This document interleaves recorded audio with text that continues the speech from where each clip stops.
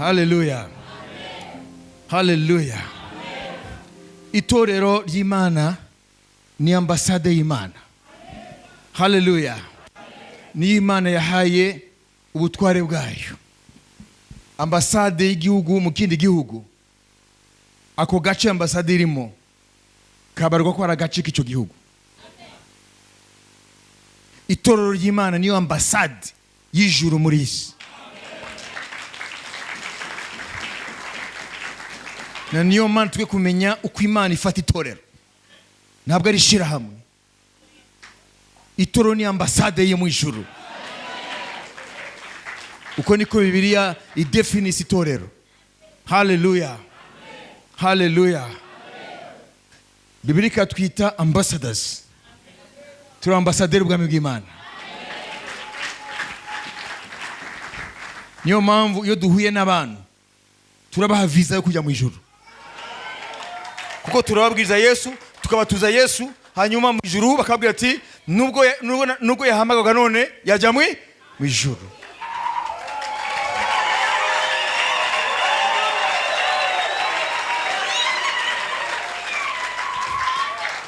Icyo turusha ambasade yo mu isi. Amen. Hallelujah. Our visas are issued freely. Visa zacu zitangwa ku buntu. Ntabwo dusaga fees, nta mafaranga. Mwabiherewe ubuntu bundi. Hallelujah. Nawe rero uri ambassador w'Ubwami bw'Imana. Satani ntagusuzugure. Nawe niwisuzugure. N'isi ntigusuzugure.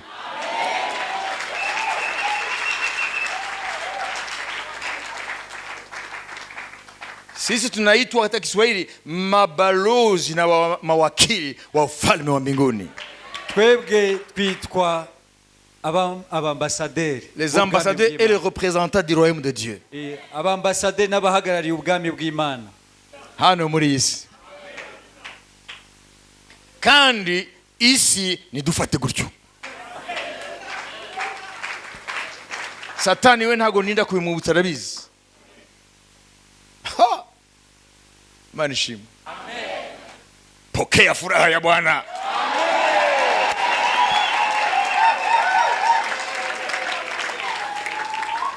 Hallelujah. Amen. Mnajua kitu kinanipa furaha zaidi? Uzi kitu kinezeza kurusha ibindi? Ni kwa sababu huyu Bwana tulimwamini. Nuko uyu mwami twizeye. Huyu Bwana tunayemtangaza. Uyu mwami twamamaza. Huyu Mungu wetu huyu. Iyi Mana yacu is coming very soon. Iraje vuba.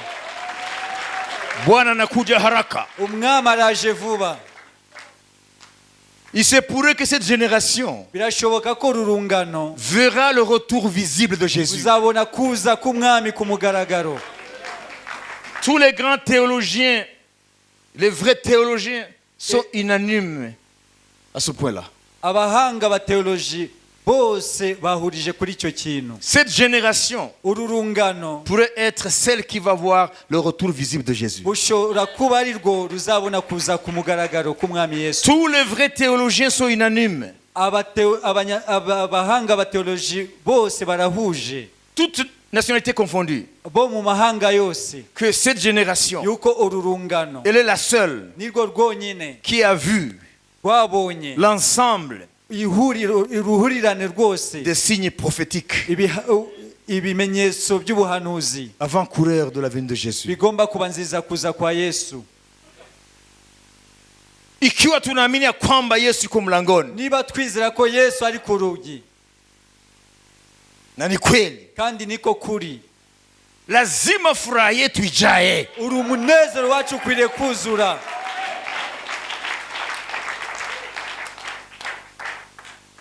No matter if you have something in your pocket. Nubwo nta kintu waba ufite mu mufuka wawe. That is not the point. Icyo sio mpamvu. Unavyokuwa navyo, usivyokuwa navyo, waba ubifite waba utabifite, hiyo sio swali. Icyo sicyo kibazo. Swali ni hii. Ikibazo ni iki? una matumaini gani? ese ufite ibihe byiringiro? Amen. Amen. Kwa sababu mambo ya dunia kubera ko ibintu byo mu isi yanakwenda jinsi yanakuja. bigenda nk'uko biza. Haukuzaliwa na kitu nta kintu wavukanye, na utatoka hapa duniani bila kitu. kandi uzava hano mu isi nta kintu ujyanye. Huo ni ukweli. uko ni ukuri. Lakini Mungu ariko Imana kuna kitu anatupa, hari ikintu Imana iduha hatuwezi kupoteza. tudashobora gutakaza. Haleluya. Amen. Haleluya. Amen. Ni wokovu wa milele. ni agakiza k'iteka ryose.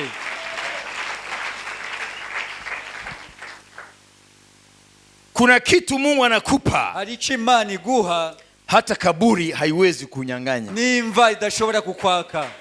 Ni wokovu anaokupa ni agakiza Imana iguha kwa bure ku buntu ndani ya Yesu Kristo. muri Yesu Kristo. Kama Mungu ananiita leo jioni, Imana impamagaye muri uyu mugoroba, vitu vyote ambavyo ninaweza kuviita ya kwamba ni vyangu, ibintu byose nakwita ko ari ibyanjye, dunia hii nimeishi ndani, iyi si nabayemo itaniambia hivi, izambwira gutya ngo nenda, genda, ila mambo ambayo umekuta hapa acha hapa. ariko ibintu wasanze hano byo urabisiga hano. This is the order from the world. iri ni itegeko riva mu ijambo. Sasa kwa nini wewe kubera iki wowe unabana sana ufashe cyane yale ambayo utapokonywa kesho? ibyo uzakwa ejo. Kupokonywa ni kusema uzamburwa ejo. hata hii saa hawatanipa, hii saa nayo wazama kwa sababu sikuzaliwa nayo, kuko sinavukanye nayo. tena ulimwengu unahitaji. kandi iyi si irayikeneye. Nyuma ya kaburi saa haina kazi. nyuma y'imva iyi saa nta kazi, nta murimo, nta mariki. Na tule tupesa unato pale katika bank account, na turiya dufaranga ufite muri banki hautabeba. nta twuzatwara.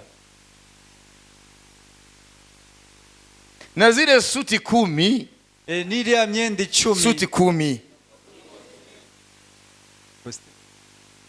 na ziriya kositimu 10, wakikuheshimu niba kuba watakuvika moja, bazakwambika imwe.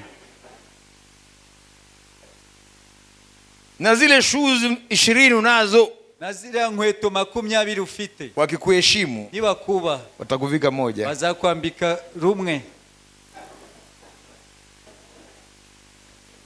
wakikuheshimu. niba kubaha, Jamani, si matatizo hayo?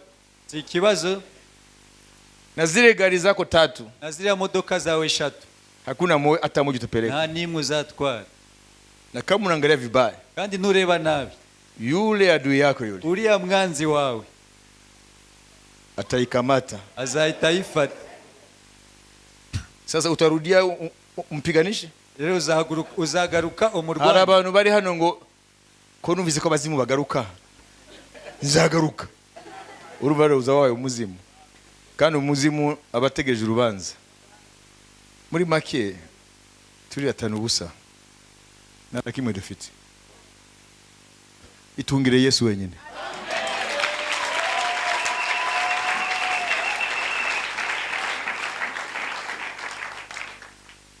Je, iyo image, iyo amashusho ya Kadafi bamuryamishe ku musambi n'agakabutura, n'uwitwa Savimbi wa Angola, presque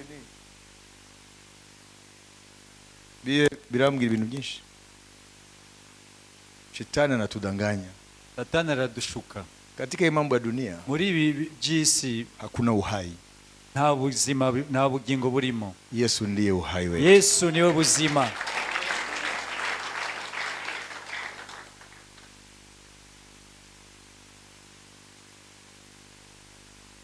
Tujye mu gitabo mutakunda gusoma cyane cyangwa bamwe bari gusoma cyumve, kitwa igitabo cy'umubwiriza.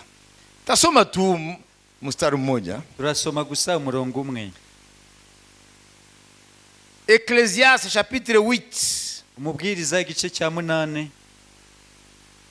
verset 12. umurongo wa 12. Uyu murongo ujyane. nubwo umunyabyaha acumura akarijana ariko akaramba, nzi rwose yuko abubaha Imana bari imbere yayo aribo bazamererwa neza. Amen. Haleluya. Reka nsome mu Gifaransa nyuma usome mu Kinyarwanda. Cependant, quoique le pécheur fasse 100 fois le mal nubwo umunyabyaha acumura akarijana et qu'il y persévère longtemps, ariko akaramba, qui persévère longtemps dans ce mal-là. Nubwo umunyabyaha yakora inshuro ijana ibyaha akabishishikariramo igihe kirekire, je sais aussi que le bonheur est pour ceux qui craignent Dieu, nzi parce rwose- qu'ils ont de la crainte devant Dieu.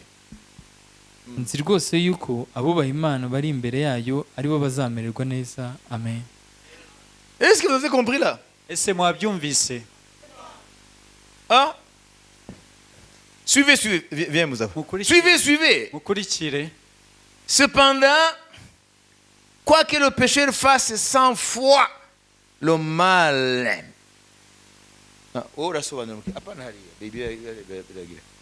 Nubwo umunyabyaha akora ibibi agakora ibyaha inshuro ijana Et qu'il y persévère longtemps. akabishishikariramo igihe kirekire, Je sais aussi que le bonheur est pour ceux qui craignent Dieu. ariko nzi ko kuwubaha Imana, Le bonheur, happiness, ineza, kugubwa neza, est pour ceux qui craignent Dieu.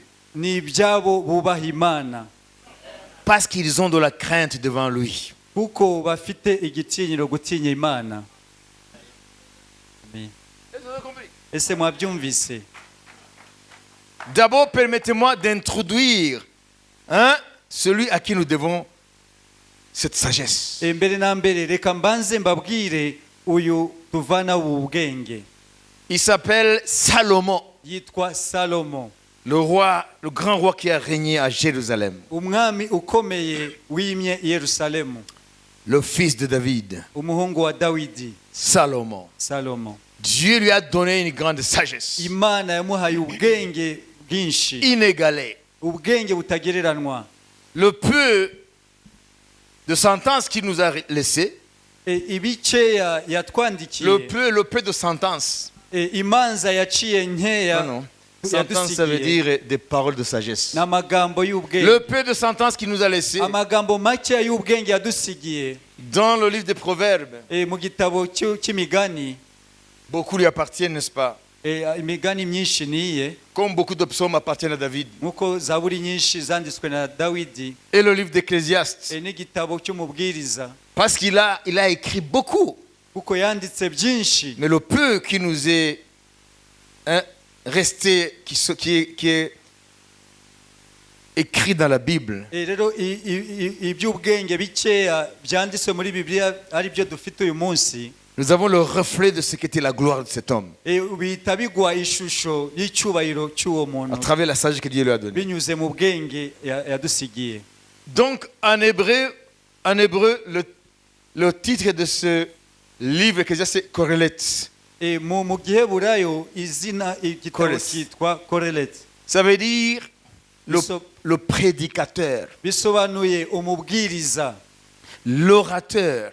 Ni ukuvuga ngo ni umuntu utanga ijambo L'orateur qui s'adresse à des foules. ni umuntu uri kubwiriza imbaga y'abantu. C'est ça la signification de Ecclésiaste. Nicyo gisobanuro cy'igitabo cy'umubwiriza, Ça vient du grec biva mu ijambo ry'ikigiriki Ecclésiastes. Ecclesiastes. Donc, celui qui s'adresse aux foules. Ni ukuvuga ngo ni umuntu uri kubwira imbaga. Un orateur qui s'adresse aux foules. Ni ukuvuga ngo ni umuntu uri kugeza amagambo ku mbaga y'abantu. Un prédicateur Ni umubwiriza qui transmet la sagesse. ari gutanga iby'ubwenge, Pas devant une ou deux personnes, atari imbere y'umuntu umwe cyangwa babiri, mais il s'adresse à des foules. ababwira imbaga nini y'abantu. Alors, Salomon, Rero Salomo, en abordant le sens de la vie, mu gusobanura ibisobanuro En by'ubuzima abordant. Vous Mon- savez, chaque être humain digne de son nom, il est en quête du sens de la vie. rero umuntu wese muzima aba yibaza ku bijyanye n'ubuzima ubusobanuro bw'ubuzima Parce que la vie se présente à nous comme un grand mystère. kuko ubuzima imbere yacu bumeze nk'ubwiru bukomeye cyane. Écoutez, Mwumve, Gandhi a dit, Gandhi yaravuze la vie ubuzima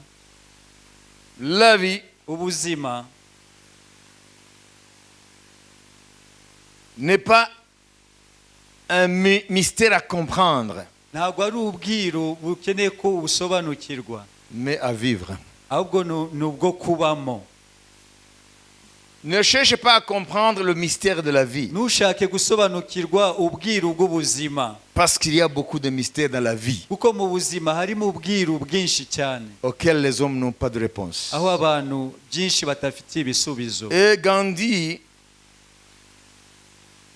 exhorte les hommes à vivre la vie, rero Gandhi akagira inama abantu kugira ngo ubu buzima babubemo ne pas se casser la tête babwishimire pour la comprendre. aho kugira ngo bamene ku mutwe bashaka gusobanukirwa impamvu Donc ya il buzima. faut vivre ce mystère qu'est la vie Ni au lieu de ukuvuga ngo chercher à la comprendre. ukwiriye À le kwishimira comprendre. ubwo ubuzima ari bwo bwiru. Ni ukuvuga ngo ubuzima uhamagariwe kububamwo, ntabwo uhamagariwe kubucukumbura ngo usobanukirwe ngo ubone kububamwo. Wabwisanzemo nta muntu wabukuzanyemo kandi ntabwo wabisabye, nta négociation yabaye. Mwabyumvise? Tu n'as pas négocié ta venue. Ntibigeze bakugisha inama kugira ngo uze ku isi, Tu t'es trouvé ici, wisanze hano. moi aussi. Nanjye nuko. Ne m'en prends pas rigueur. Faut pas me blâmer pour ça. Nanjye ntabwo mwabinshinja, nanjye nuko. Ntabwo ari jyewe. Nanjye nisanze ndi hano.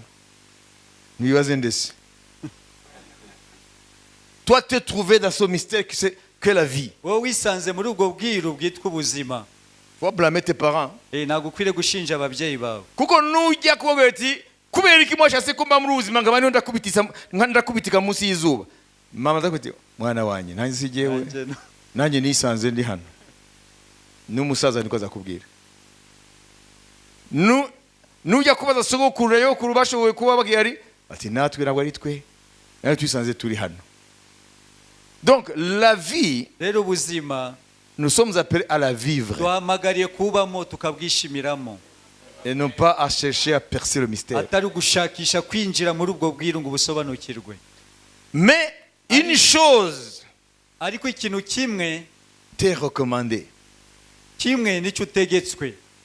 Il faut chercher ukwiriye gushaka le sens pour ta vie, toi. ni ukuvuga ngo ukwiriye gushaka impamvu yo kubaho kwawe, Pas comprendre le mystère de la vie atari ugusobanukirwa ubwiru bw'ubuzima, au singulier, ubwiru bw'ubuzima, mais le sens ahubwo kumenya intego n'impamvu yo pour ta kubaho, vie propre. ku mpamvu y'ubuzima kubaho kwawe. C'est pour cela que Jésus est venu. niyo mpamvu Yesu yaje. Il est venu nous donner le sens de la vie. yaje kuduha ubusobanuro bw'impamvu yo kubaho. C'est pour ça qu'il a dit, je suis le chemin, la vérité et la vie. niyo mpamvu yavuze ndi nzira, ni njye nzira, ukuri n'ubugingo. Donc, l'Ecclésiaste, rero umubwiriza il aborde philosophiquement les problèmes de la vie. rero we areba ubuzima, Il aborde les problèmes de la vie philosophiquement. rero ku bijyanye n'ubuzima abireba mu buryo bw'ubwenge no Il dit, gutekereza. mais la richesse n'est pas pour les intelligents. Il dit, j'ai vu des stupides qui sont riches. nabonye abantu b'abapfapfa ari abakire, Et j'ai vu des sages pauvres. nkabona abantu b'abanyabwenge ari abakene. Comment expliquer ça? ibyo nabisobanura gute? J'ai vu un esclave sur le cheval nabonye imbata iri ku ndogo, ku ifarashi, et le prince marchait à pied. n'igikomangoma kigendesha amaguru. Comment expliquer ça? ibyo nabisobanura gute? Donc il aborde les problèmes de la vie ni ukuvuga ngo areba ibibazo by'ubuzima en tant que sage. nk'umunyabwenge, Parce que la philosophie, c'est l'amour de la sagesse. kuko filozofi ni ugukunda kumenya ukuri. Sophia. nibyo Sophia. Amen. Alléluia. Amen. Alors, il nous dit ceci. Rero aratubwira gutya, Même si l'homme pécheur peut pécher 100 fois et y persévérer, nubwo umunyabyaha ashobora gukora ibyaha inshuro 100 kandi akabishishikariramo akabirambamo, il se fiche éperdument de Dieu, atita ku Mana, il vit comme si Dieu n'existait pas, akabaho nk'aho Imana itariho, il fait tout ce que sa main lui donne à faire, akakora ibyo imbaraga ze zimuha gukora, il se saoule autant qu'il peut, il se saoule autant qu'il peut, agasinda uko ashaka, il fait la fornication autant qu'il peut, agasambana uko ashaka, et il dit, mais c'est mon corps. akavuga ni umubiri wanjye. Mais où est-ce qu'il a acheté ce corps? Ese uwo mubiri yawuguze he Pour qu'il dise que c'est sa propriété privée. kugira ngo avuge ngo uyu mubiri ni uwanjye? Il tue s'il a le pouvoir de tuer. Akica niba afite ubushobozi bwo kwica, Donc il fait tout ce qu'il veut. we akora ibyo ashaka byose. Et le sage dit, Rero umunyabwenge akavuga ngo même si les choses sont ainsi, nubwo ibintu bimeze gutyo, mais ce que je sais, ariko icyo nzi de par ma longue expérience de la vie, binyuze mu buzima nabayemo bwose, et la sagesse que Dieu m'a donnée, n'ubwenge Imana yampaye, ce que je sais, icyo nzi icyo nzi, le bonheur, kugubwa neza no kubaho neza, le bonheur, kugubwa neza, happiness, kugubwa neza. kugubwa neza. Hariho utuntu tuvuze. Amen. Iyo umuntu yicaye iwe avuga happiness. Umuntu akagubwa neza kumva anezerewe muri we. I'm happy. Ndanezerewe, nguwe neza. I'm happy to be in this life. Nguwe neza, ndishimye kuba ndi muri ubu buzima. Je suis heureux Nguwe neza, ndahiriwe d'avoir été créé. kuba nararemwe. Le bonheur, Rero uko kugubwa neza, Ecclésiaste dit, umubwiza aravuga ngo et pour ceux qui craignent Dieu. ni ibyabubaha Imana. Piga makofi kwa Bwana Yesu Kristo. Amashi menshi ku Mwami Yesu. Je sais aussi que le bonheur est pour ceux qui craignent Dieu. Koko kubaho neza no kugubwa neza ni ibyabubaha Imana, Parce qu'ils ont de la crainte devant lui. kuko bafite kubaha n'igitinyiro ku Mana. Amen. Amen. Alléluia. Amen. Voyez, tous, Twese en un moment ou l'autre de notre vie, mu gihe kimwe cyangwa ikindi mu buzima bwacu, nous avons essayé d'envier certaines personnes qu'on se disait avoir réussi dans la vie. twarifuje abantu bitwa ko bageze ku ntego mu buzima, ko barateye imbere mu buryo bugaragara. Même si tu ne l'as pas dit, Nubwo utabivuze, tu as dit, ah, cette personne, elle a réussi sa vie. uravuga rwose uyu muntu yageze ku ntego z'ubuzima bwe. Ça dépend des critères que tu as en toi. Biterwa n'ibipimo ufite muri wowe. Il y a une différence Hari itandukaniro entre hagati réussir dans la vie guhirwa mu buzima et réussir sa vie. no kugira ku ntego y'ubuzima. Bill Gates Bill Gates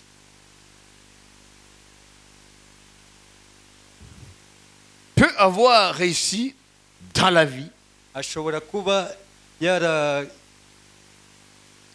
Écoutez-moi bien, munyumve neza, il y a une différence. hari itandukaniro. Ce n'est pas seulement un jeu de mots. Il y a une différence entre réussir dans la vie Hari itandukaniro hagati yo guhirwa mu buzima et réussir sa vie. no kugira ku ntego y'ubuzima. Bill Gates, le grand milliardaire. Bill Gates, umumiliyarderi ukomeye wo ku isi. Elon Musk, le grand milliardaire. Elon Musk wa muherwe. Apparemment, quand on les voit, sont des modèles qui ont réussi dans la vie. Ubarebye ni igicapo cy'abantu bahiriwe muri ubu buzima. Parce que beaucoup de gens sur la planète les envient. Kuko abantu benshi ku isi barabifuza. Comprenez? Amen. Mais je vais vous donner une petite révélation. ariko ndashaka kubaha ihishurirwa ritoya. Je vous promets, il n'y a pas de facture pour cela. Ndabasezeranya ntacyo ndi bubishuze, ntabwo mwishura, C'est gratuit. ni ku buntu. Bill Gates Bill Gates a divorcé. yatandukanye n'uwo bashakanye. Elon Musk, Elon Musk son fils, umuhungu we il a changé de sexe. yihinduje igitsina Et paraît-il qu'il est mort. kandi ashobora kuba yaranapfuye. Ils ont réussi dans la vie, Barahiriwe mu buzima mais ils n'ont pas réussi la vie. ariko ntabwo bageze ku ntego y'ubuzima bwabo. Ils ont raté leur vie. Ni ukuvuga ngo batakaje impamvu yo kubaho kwabo. D'après notre passage de la Bible, Dushingiye kuri murongo muri Bibiliya, ils ne connaissent pas le bonheur. ntago bafite wa munezero kwa kugubwa neza, They don't have happiness. nta kugubwa neza bafite, They don't. ntabwo bafite. Wowe urugo rwarasenyutse. Baradivuje n'umugore. Bill Gates. Uriya Elon Musk nawe umukire wa mbere uno munsi, umuntu ukize kurusha n'ibihugu ni uyu mugabo witwa Elon Musk. Yavukiye Afrique du Sud, de mère canadienne, de père anglais, je pense, Nyina ni ou Umunyakanada, sud-africain. se akaba ari Hanyuma Umwongereza. akaba yarafashe nationalité y'Abanyamerika. Uyu munsi ari muri guverinoma Trump. Umwana we yaribagishije igitsina, hanyuma arapfa. Iyo bamubajije ngo niki kintu kikubaje mu buzima, nicyo kibazo. Il a réussi dans la vie, il a du pognon, Afite amafaranga, yageze kuri byinshi, mais il n'a pas réussi sa vie. ariko ntabwo yageze ku mpamvu yo kubaho kwe. Jésus ne nous promet pas de réussir dans la vie, Yesu ntabwo adusezeranya guhirwa muri ubu buzima, mais de réussir notre vie. ahubwo kugera ku ntego y'impamvu yo kubaho kwacu. Piga makofi kwa Bwana Yesu Kristo. Amen. Amen. Amen. Et est-ce que vous avez compris la différence? Ese mwumvishe itandukaniro? Amen. Amen. Alléluia. Amen. Alléluia. Amen. Nous pouvons dire Dushobora kuvuga sans aucun nombre de doutes, nta gushidikanya, without any shadow of nta doubt, gushidikanya na guto, because of Jesus, kubwa Yesu Kristo I'm happy. ndaguwe neza, ndahiriwe. À cause de Jésus, Kubera Yesu Kristo je suis la personne la plus ni heureuse. njyewe uhiriwe ku isi yose. Elon Musk, Elon Musk kubera ko isi yose, urabona paparazzi, murabizi paparazzi?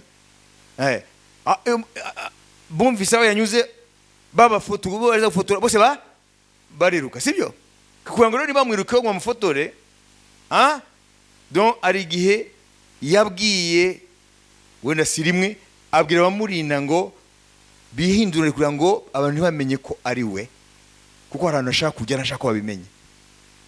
Arinjira mu modoka barihindura, guri imodoka barahindura ibiki yose, sibyo?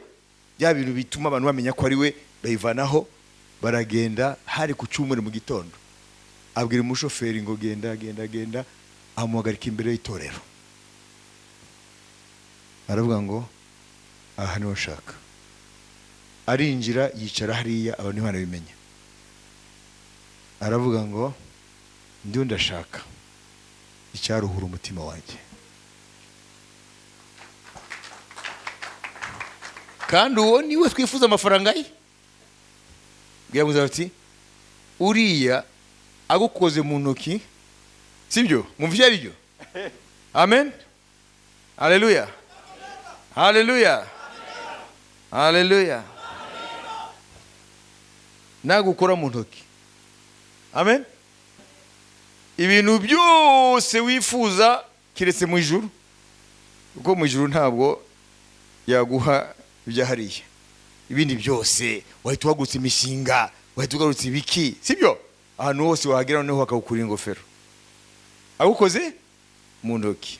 Ariko urumva ko nta mahoro afite, yaragiye kuyashakisha mu rusengero. None wowe ufite Yesu ukumva yuko wowe utaruta bariya wifuza ibyabo no kuba nkabo, nimba nta Kristo bafite, mwayumvise, babuze icy'ingenzi wowe ufite.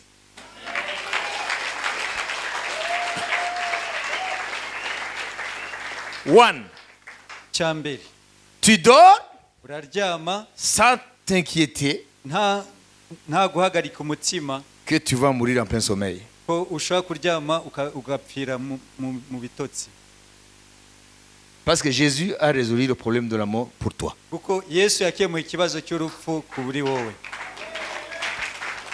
Je suis la résurrection et la vie. Ningiye kuzuka n'ubugingo. Celui qui croit en moi unyizera vivra azabaho quand bien même il serait mort. nubwo yaba yarapfuye. Et celui qui vit et croit en moi Kandi unyizera kiriho ne mourra jamais. ntago azigera apfa. Personne ne peut te promettre ça. Nta numwe wakwizeza ibyo. C'est Jésus. Ni Yesu wenyine. Uraryama udatinya ko uri bupfire mu bitotsi. Babibise? Iyo ubonye abantu bagiye gushingura umuntu, ntago uhinda imishitsi ngo ugiye nabigiraga kera, nkiri muto ntaramenya Yesu, nabonaga abantu bagiye gushingura, nkavuga ubwo ni bagaruka n'igihe batwara. Ngahinda imishitsi, nari nkiri umwana. Mwayumvise? Kubera ko twebwe tugenda muri iyi si, ibibazo by'ingenzi by'ingutu Yesu yarabikemuye. Ibisigaye no tuntu dusanzwe tubuzima. Amen. Twakawunga, twakwenda kwa muganga bagukura iryinyo yakubabaje. Amen. Tuntu ngurukweto rwashaje. Wayibise? Ariko ibyo nabyo Yesu ntago yabyirengagije. Ubwo yaravuze ngo mushake mbere na mbere ubwami bw'Imana no kukiranuka kwayo, ngo utwo tundi twose tw'ubuzima muzabyongererwa.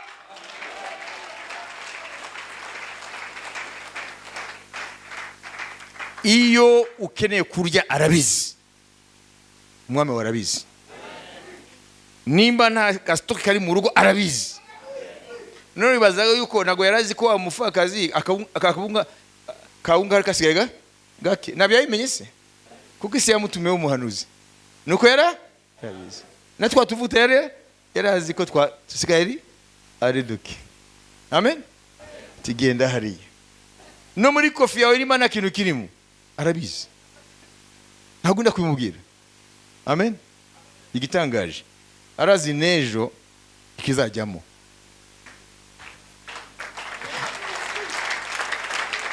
Nirizia naziriya nkono wogeje neza zimaze iminsi zitoga, kubera ko zarogejwe nizakora, naho arabizi bizajyamo ejo. Niriya garderobe yawe ugasanga imyenda yose yarashaje yararangiye, no kugukopa ni akigukopa arabizi. Amen. Hallelujah. Uwo ni umwami wacu rero. Uwo ni umwami wacu. Hallelujah. Umwami biramubaze yabonye duhangayika, yaravuze ngo mwaba afite kwizera gukemwe, ngo igaburira inyoni izabura gute kubagaburira mwebwe, iyambika indabo zo ku gasozi itabura gute kubambika. Amen. Hallelujah. Umwami biramutangaza ukuntu abantu bahangayika n'ubu buzima, kandi ubuzima bwabwo bufite amasomo menshi yakatwereka ko nta n'umumetereza w'ubuzima. N'abafite amafaranga nk'abariya bose hari ibintu batametereza. Nimutangare ko ejo uriya Elon Musk ashobora kumukene, ashobora kuza gutya pa bourse zikagwa hasi, il a investi tout dans la bourse, agahinda kumukene. Babyita les aléas de la vie. Rero urufatiro, ndarangije, urufatiro rwonyine wahagararaho ukamenya ngo ejo nejo bundi no hirya yejo kugeza igihe nzavira muri isi. Amen. Mon avenir est assuré. ejo hanjye hazaza harahamye. kuko Yesu ntabwo atungurwa, buri kintu cyose ababizi. Haleluya. Si hano nababwiye ngo Trump azaba perezida, kandi nta na kimwe cyabyerekanaga. N'abakomeye b'isi mu mapanozi y'isi, aho abanyabwenge badiskita, France 24, CNN, ibindi byose, BBC, etc. Bose bavuga ati Kamala Harris niwe azaba presidente. Sibyo? Ariko à la grande surprise, Trump yabaye president. Kubera iki? Kubera ko umwuka wera n'ibintu tutarageramo we yaramaze kubisetinga.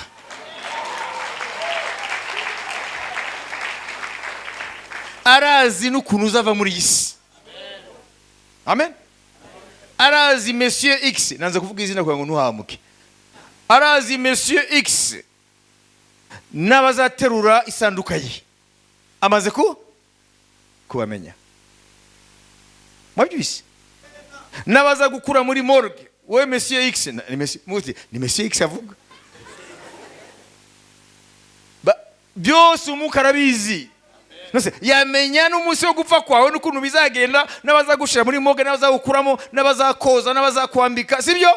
Byose hanyuma akibagirwa koko yuko munda hari ubusa. Arabizi. Reka tumwiringire. Uzamwiringira ngo nazakorwa n'isoni.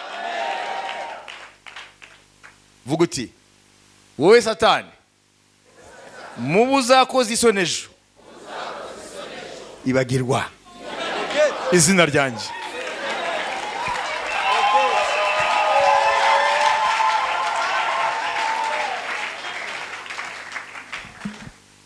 Reka mbasengere mutahe. Duhaguruke. Alléluia. Le bonheur est pour ceux qui craignent Dieu. Ngo nubwo abanyabyaha barama bakomeza kwishira hejuru mu byaha byabo, ngo ariko iconzi jewe Salomo mu bwenge Imana yampaye, ngo amahirwe no kugwa neza nijya bubaha Imana. Ubaha Imana ndugu yangu. Haleluya. Amahirwe no kugwa neza muri ubuzima ngo nibyo abubaha Imana. Ubaha Imana, kiranukira Imana. Ni ushinge byo bariya ngo barantambutse, baramaze kundenga, bafite amastation 3,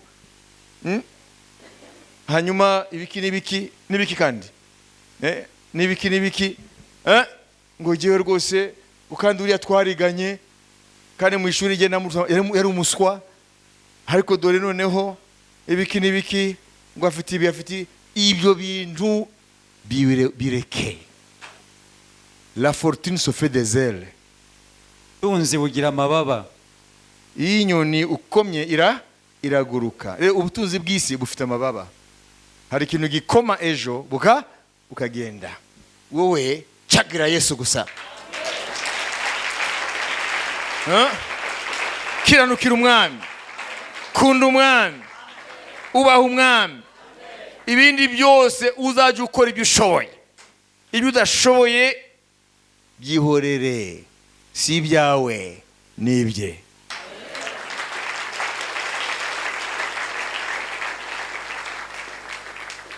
Ibyo nibyo les stoïciens pratique sagesse ya stoïcisme, ibyo nibyo barusha n'abakristo.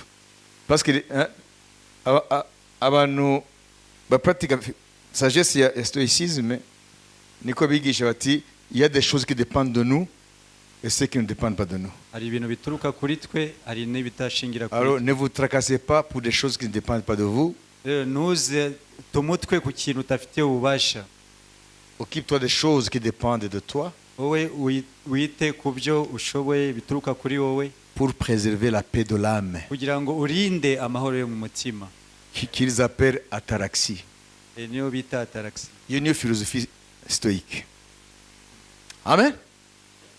Iyo ni philosophie isi, ariko ubutumwa buratubwira ibindi byose wowe udashoboye byorere, ubisengere, ukora ibyo ushoboye. Bidashoboye berekera umwami. warabishoboye. Kenshi twarabona ibintu biturenze, mu kanya gato gusa tubona byose arabikoze.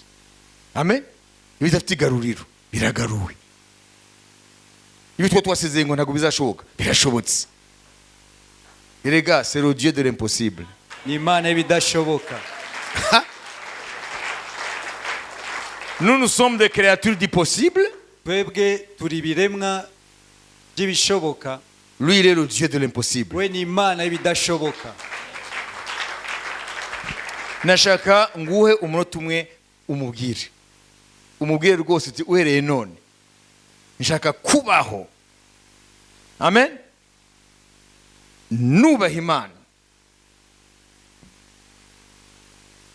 mbaho nk'uko ijambo ryawe rishaka, kuko numvise yuko amahirwe no kugubwa neza ntabwo biri mu nzira y'abanyabyaha, n'iby'abantu bakubaha. Mubwire, ugire commitment, ugire engagement, usezerane nawe. Mu gihe urasenga, naguhamagara wowe uri hano ukaba utarakira umwami Yesu umwami n'umukiza, tera intambwe uze hano imbere tugusengere uve hano ubabarira ibyaha byawe ufite agakiza. Mu gihe iteraniro rirasenga, wowe utarakira Yesu Kristo uri hano uyu munsi, ngwino hano imbere tugusengere uve hano ibyaha byawe bibabariwe kandi ufite agakiza. Ntushobora kubona ubuzima bwawe buhinduka utabanje kwihana no kwakira umwami Yesu. Iteraniro mukomeze musenge. Ndategereje umuntu ashaka kwakira agakiza aze hano imbere. Ushaka ko tumusengera kugira ngo yakire agakiza aze hano imbere. Kuza imbere ni ukuvuga ngo mwami simfite isoni zo kukwakira. Abakozi Imana mwakire amashyi menshi ku mwami. Mwami simfite isoni zo kukwakira, ndi umunyabyaha waramfiriye ku manywa y'ihangu, nanjye ntago ngira isoni zo kukwakira ku manywa y'ihangu. Nawe uraho ukabuzi kutarakizwa, tera intambwe uzana imbere.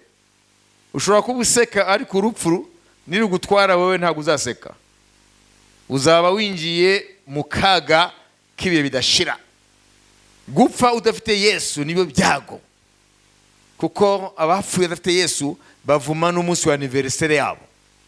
Ngiyo ntabaho sinari kuba ndi muri izi ngorane. Ngwino hano mwene data, nimba utari sure, utari sure, utazi neza ko ufite Yesu, sinkwamagarira idini risha.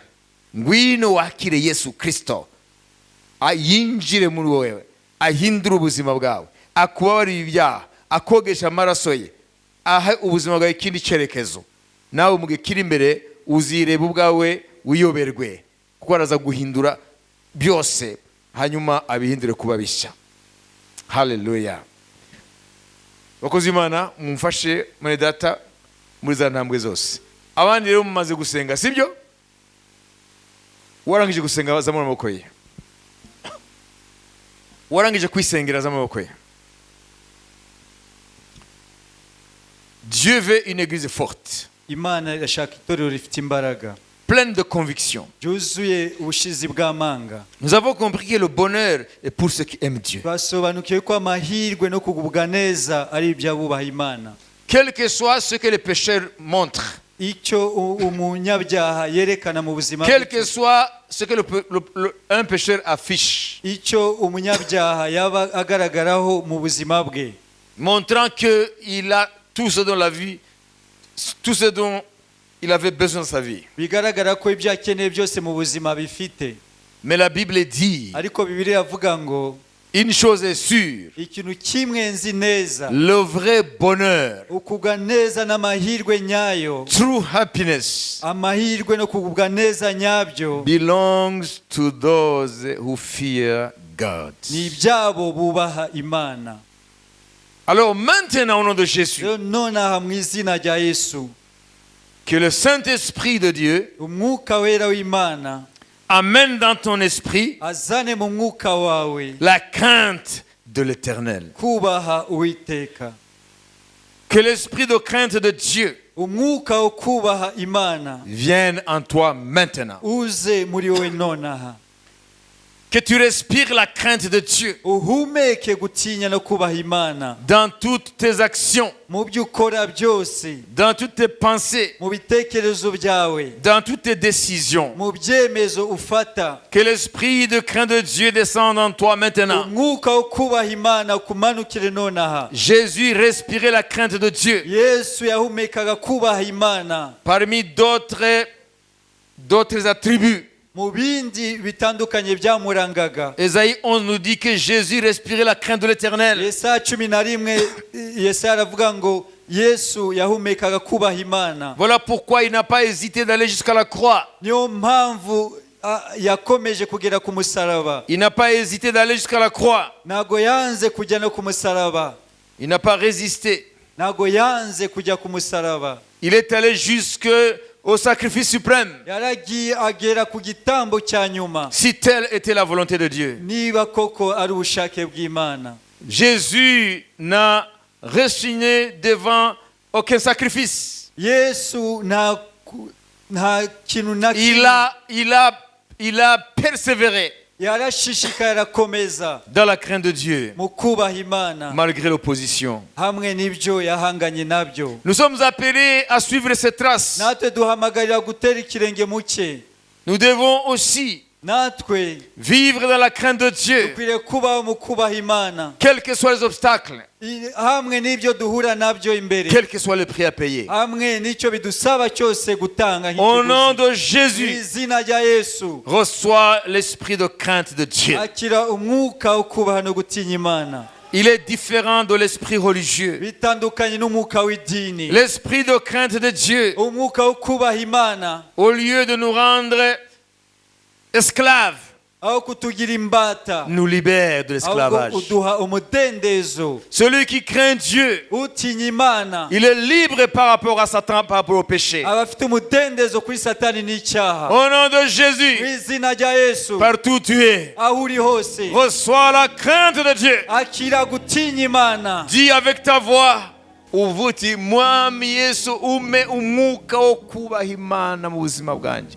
Il faut crier comme Bartimée. Ukwiriye kuzamura ijwi nka Baritimayo. Il faut exprimer Ukwiriye gusohora ayo magambo. ce désir intérieur. Icyo cyifuzo cyo mu mutima wawe. Crie au Seigneur. Zamura ijwi ku mwami. Dis au Seigneur Jésus, Bwira umwami Yesu. Seigneur Jésus, Mwami Yesu. Fils du Dieu très haut, Umwana w'isumba byose. je crie vers toi. Ndazamuye ijwi imbere yawe. Donne-moi l'esprit de crainte de Dieu. Umwuka wo gutinya no kubaha Imana. Bartimée a crié, Baritimayo azamuye ijwi. Jésus, fils de David, Yesu mwene Dawidi.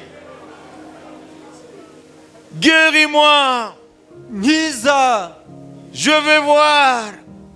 Ndashaka kuhumuka. Toi aussi, il faut que tu cries comme Bartimée. Nawe ukwiriye kurangurura ijwi nka Baritimayo. Exprime le désir de ton cœur. Rero sohora ibiri mu mutima wawe. Jésus, mon Seigneur, Yesu mwami wanjye. répands sur moi l'esprit de crainte de Dieu. Suka kuri nge umwuka wo kubaha no gutinya Imana. Bartimée a dit, Jésus, fils de David, Baritimayo yavuze Yesu mwene Dawidi. aie pitié de moi. Mbangirira imbabazi. Toi aussi, il faut que tu cries Nawe ukwiriye kurangurura ukazamura ijwi. du fond de tes tripes. Bituruka mu ndiba y'umutima wawe. Au nom de Mu Jésus, izina rya Yesu. je m'associe avec ton cri.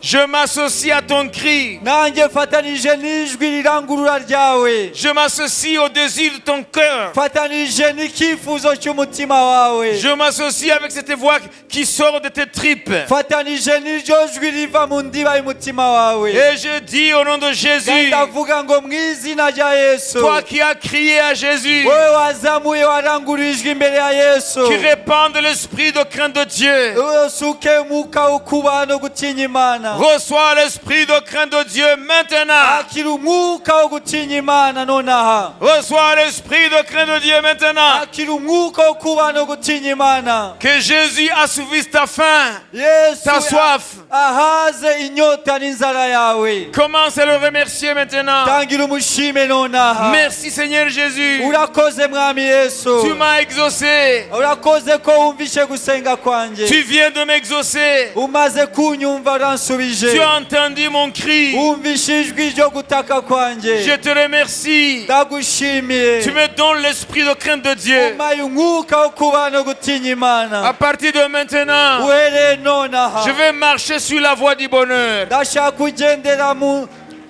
À partir de nzira maintenant, je vais marcher sur la voie du bonheur. uhereye nonaha ndatangira kugendera mu nzira yo guhirwa Le no bonheur kugubwa m'appartient neza à partir de maintenant. uhereye nonaha kugubwa neza no guhirwa Happiness belongs to me. kugubwa neza no guhirwa ni ibyanjye From now on, uhereye nonaha happiness belongs to me kugubwa neza no guhirwa ni ibyanjye because I have received the fear of the Lord. kubera ko nakiriye kubaha no gutinya imana Hallelujah. amen Happiness belongs to you. kugubwa neza no kuhirwa ni Le ibyawe bonheur t'appartient maintenant. guhirwa no kugubwa neza ni ibyawe Tu seras compté parmi les gens les plus heureux. uhereye nonaha À partir de maintenant, tu vas être compté parmi les gens les plus heureux. uhereye nonaha urabajwe mu bantu bahiriwe mu buzima Uhereye nonaha, Imana irakwanditse mu mugabane w'abantu bahiriwe muri iyi si. amen amen Uhereye nonaha, amen iri jambo ry'umubwiriza 8:12 ngo ndazi ko happiness, le bonheur, guhirwa no kugubwa neza muri ubu buzima ni ibyabo batinya Imana. Nimba Imana iguhaye umwuka wo guhitinya, uhereye none Imana yaza kuyobora ibirenge byawe mu nzira ya happiness, amen mu nzira ya bonheur, mu nzira yo guhirwa.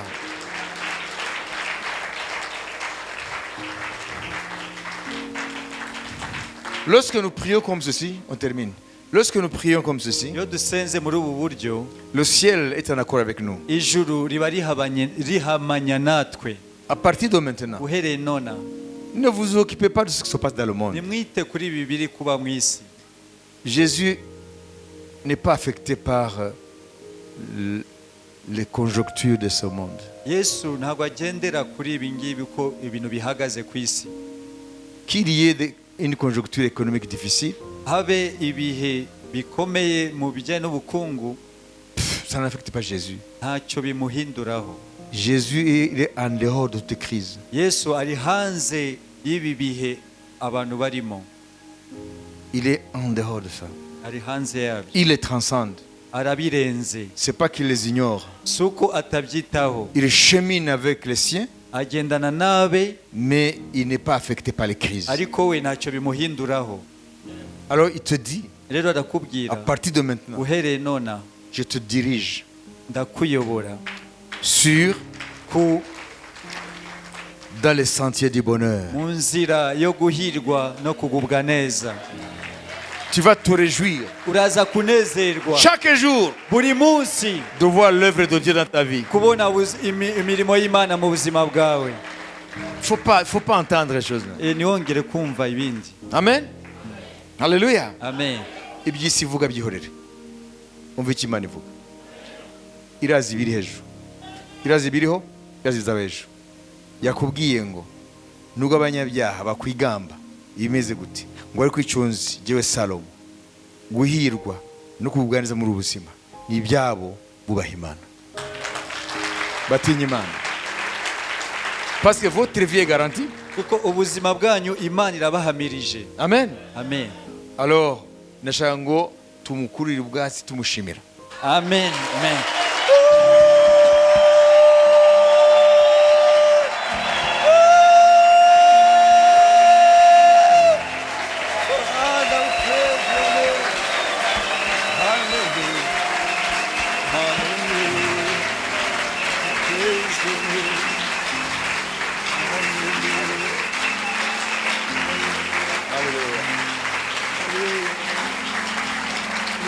Et vous allez